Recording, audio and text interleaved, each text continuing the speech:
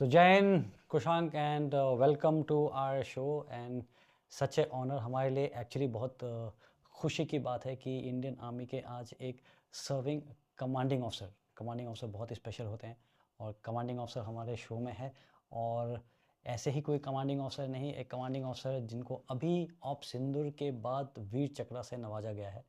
सो हमारे लिए बहुत गर्व की बात है। वेलकम सो मच या Kushank, thank you very much pleasure sir. To have you here. Actually हम दोनों को बड़ा दुख होता है कि जब तक सर्विस में थे तो ऑपरेशंस तो किए, बट इंसर्जेंसी वाले थे, काउंटर इंसर्जेंसी सीआई वगैरह में इस तरह का मौका नहीं मिला। एंड बड़ा गर्व होता है जब आप जैसे लोगों से मिलते हैं ना, एंड वो पूरी फ्लैशबैक में एक बार सुनते हैं तो लगता है कि यार कितनी। So we all are proud of you thank you sir. And your regiment, your battalion, so hats off to you. Thank you very much sir. So Kushank, आपने अभी बताया कि आप हमारे चैनल तो देखते नहीं हैं। मैं कम देखता हूँ सर, मुझे मौका नहीं मिलता अभी। Being a commanding officer yes, generally YouTube scroll करने का टाइम नहीं मिलता। That's the point I wanted to make actually. Commanding officer के लिए ये सब के लिए टाइम नहीं है और होना भी नहीं चाहिए। मिलता भी नहीं सर। सो हम सीधे पॉइंट पे आते हैं। ऑपरेशन सिंदूर हम सब के लिए तो अलग अलग तरह से अनफोल्ड हुआ। आपके लिए ऑपरेशन सिंदूर कैसे अनफोल्ड हुआ एज यू सॉ इट आपकी आंखों से? तो सर मेरे लिए it started on 22nd of April after the Pahalgam attack. And after this terrorist attack as a commanding officer मेरा एंटिसिपेशन ये था कि this can escalate, this the things can go ahead. With that anticipation in mind कुछ ना कुछ level की जो preparation एक यूनिट को करनी होती है, एक कमांडिंग ऑफिसर को अपनी यूनिट को तैयार करना होता है कि अगर मुझे मोबिलाइजेशन के आदेश मिलते हैं या किसी ऑपरेशन में पार्टिसिपेट करना पड़ता है या इस टाइप का कुछ भी एस्केलेशन होता है, तो मेरी यूनिट को परफॉर्म करने के लिए क्या क्या तैयारी की ज़रूरत है, रफली 22-23 के आसपास वो हमने स्टार्ट कर दी थी। This was purely anticipatory. अभी तक कोई आदेश नहीं, कुछ नहीं, बट Nothing. आपने शुरू कर दिया। बट कुछ ना कुछ हमने अपने आप को एक, जिसे कहते हैं कि एक one notch up level of high alert में हम अपने आप को खुद ही ले गए थे। There was no formal order, nothing was there, but एक रिव्यू करना हमने शुरू कर दिया था कि प्रिपरेशन कैसी है, मूव करना पड़ा तो क्या ज़रूरत है, गाड़ियाँ सारी सर्विसेबल हैं, गन्स सारी सर्विसेबल हैं। तो ये छोटी छोटी हरकतें जो यूनिट नॉर्मली करती भी है। मेरी को फाइनल जो when it started for me was maybe 25th, when my seniors in the hierarchy they gave me an order के आप 24 आवर्स टू 48 आवर्स में आपको मोबिलाइज किया जा सकता है। एंड साथ ही साथ directive also mention very very high necessity for maintaining operational secrecy, and it was told कि I can not divulge this information to anybody else. अच्छा, लेकिन आप, जितनी हमारी नॉलेज है, आपकी जो यूनिट थी वो जहाँ पर ऑप सिंदूर हुआ या ऑपरेशनल एरिया था वहाँ से लगभग 1,500-2,000 किलोमीटर दूर थी। तो जो आप तैयारी कर रहे थे, आपको अंदाज़ा था कि कहाँ किस तरह से मूवमेंट होगा, किस इलाके में होगा? नहीं, मतलब ये राइट है कि यूनिट काफ़ी दूर थी, बट ये एंटिसिपेशन नहीं था बिल्कुल भी कि मोबिलाइज होंगे तो कहाँ जाएंगे। ये बताया भी गया था कि अभी नहीं बता सकते कि कहाँ जाएंगे, but you may mobilise within next 24 to 48 hours.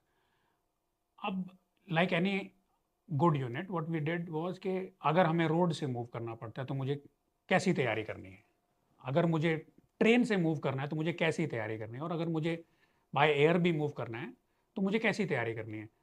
सो तीनों वर्टिकल में we started our preparation like any other good unit would do. And ये सबसे बड़ा चैलेंज इसमें था कि बताया गया कि because of secrecy involve I can not tell it to anybody. आप किसी को नहीं बता सकते। किसी को नहीं, अकेला प्रेशर वो कमांडिंग ऑफिसर के ही कंधों पे रहेगा। I can not tell it to anybody, I can not seek advice, I can not I mean मैं ब्रेनस्टॉर्म नहीं कर सकता इसे, मुझे अकेले ही सोचना है, अकेले ही बनाना है और अकेले ही इस पर डिसीजन भी देना है। तो that was one issue.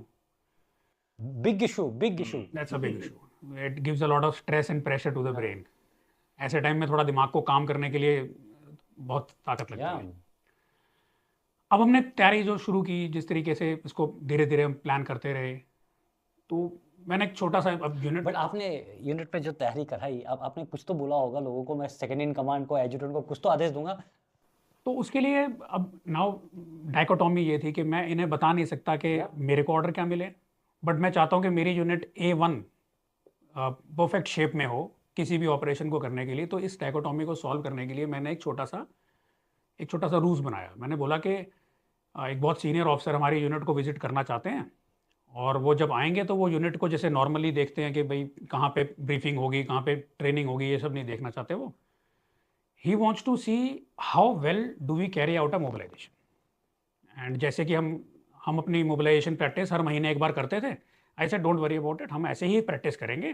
Training area में ले जाके रेजिमेंट को खड़ा कर देंगे और उनको वहीं पे रिव्यू करवाएंगे, और जिस भी अपॉइंटमेंट को, चाहे वो एनसीओ हो, जेसीओ हो, ऑफिसर हो, वो ब्रीफिंग वहीं पे देगा अपनी। एंड ये चीज़ मैंने इमीडिएटली ऑर्डर पास कर दी कि I want to see first practice for this in next 6 hours. 6 घंटे में? 6 घंटे में। तो एकदम से अफरा तफरी अफरा तफरी मच गई कि ऐसा भी क्या हो गया ये एकदम से। खैर दोपहर के आसपास इनको मैंने ऑर्डर दिया था, तो शाम को, रात को जब ये तैयार हुए, आया, पहला रिव्यू किया, I had to fake anger like any commanding officer. Very nice. ये बाद में हम लीडरशिप में भी डिस्कस करेंगे कि एक कमांडिंग ऑफिसर को एक्टिंग भी करना पड़ता है। बहुत ज़्यादा करना पड़ता है। मेरी कुछ नेचर ऐसी है कि मुझे गुस्सा नहीं आता है। I very rarely get angry. But अगर मेरे किसी जूनियर से आप पूछेंगे तो वो बोलेगा कि इनको बहुत गुस्सा आता है, सारा दिन ही गुस्सा करते रहते हैं। आप पता चल जाएगा उनको। तो I had to fake anger, I had to fake displeasure से नहीं ये ठीक नहीं है, वो ठीक नहीं है, दोबारा होगा, अभी रात का समय, मैं सुबह फिर देखने आऊँगा। एंड एट दिस टाइम मैं बैठा हूँ ऑफिस के अंदर, मैं वो स्टाफ चेक्स पे काम कर रहा हूँ कि अगर ट्रेन से यूनिट को जाना है तो कितने डब्बे चाहिए, कितनी ट्रेन चाहिए, कितने रेक्स चाहिए। अगर रोड से जाना है तो पहली पार्टी में किस गाड़ी को भेजूंगा, दूसरी पार्टी में किस गाड़ी को भेजूंगा। अगर बाय एयर जाना है तो किस, डायनेमिक्स अलग हो जाते हैं। तो अगर बाय एयर जाना है तो किस एयरक्राफ्ट में कितनी गन गाड़ी क्या चढ़ेगा। ये सब मैं ऑफिस में बैठ के कर रहा हूँ, और लगातार प्रैक्टिस पे प्रैक्टिस चल रही है यूनिट में कि ऐसे हो रहा है। एंड फाइनली जब मुझे ऑर्डर मिला तो this order came at about 1 o'clock in the afternoon.